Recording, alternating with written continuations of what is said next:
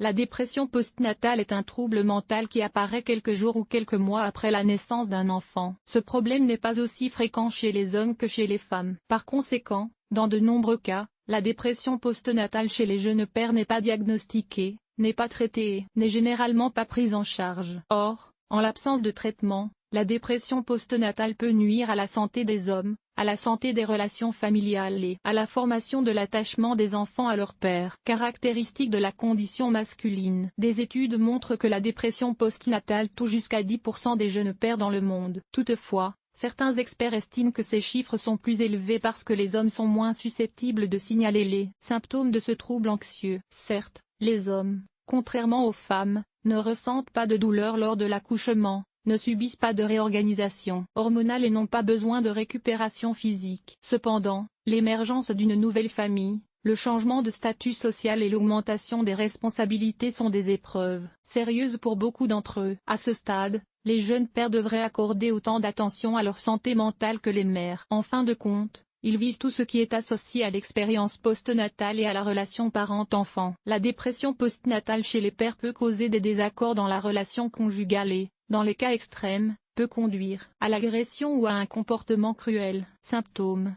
Les sentiments de fatigue, de dépression et de stress qui suivent la naissance d'un enfant sont des symptômes normaux d'adaptation au nouveau rôle des parents. Toutefois, si ces symptômes persistent pendant une longue période ou interfèrent avec la vie quotidienne ou la capacité à s'occuper de l'enfant, ils peuvent conduire à une dépression postpartum. Cela s'applique aussi bien aux mères qu'aux pères. De nombreux symptômes de la dépression postpartum se manifestent également sous la forme de troubles dépressifs graves. Ils peuvent être plus ou moins gênants.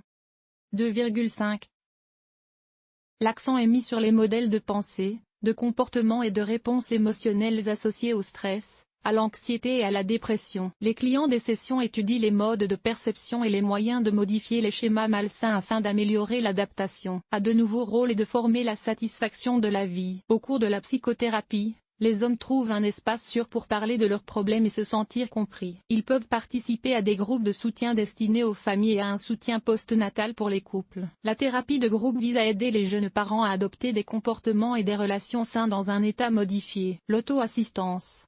Le premier pas vers la guérison consiste à reconnaître la présence des symptômes de la dépression. Un excellent moyen de réduire l'intensité de ces manifestations est d'opérer des changements positifs dans sa vie, de manière autonome. Voici quelques exemples de pratiques d'auto-assistance: exercice physique régulier, une alimentation saine, normalisation du sommeil, méditation, tenue d'un journal des émotions, recherche de soutien auprès des proches. Les hommes doivent également s'efforcer de rechercher une communication ouverte avec la mère de l'enfant, de lui parler de leurs sentiments et d'exprimer leur intérêt pour son bien-être. Cela évite de donner l'impression d'être isolé, ce qui pourrait aggraver la situation pour les deux partenaires. Après avoir passé du temps avec la famille, vous devez faire preuve de patience et d'attention aux besoins de l'autre. Parfois, l'auto-assistance ne suffit pas et l'intervention d'un professionnel est nécessaire. La psychothérapie est un outil très efficace pour traiter la dépression. Il est recommandé d'effectuer une thérapie à la vapeur, en particulier si les deux partenaires souffrent de dépression et de la relation. Conclusion.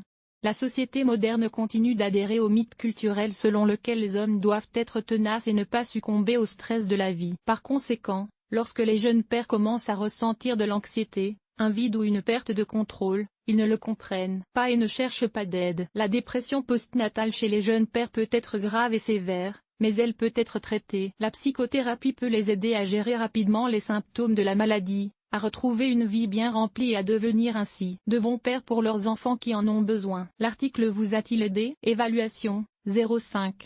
0,5. Nombre d'évaluations, 0.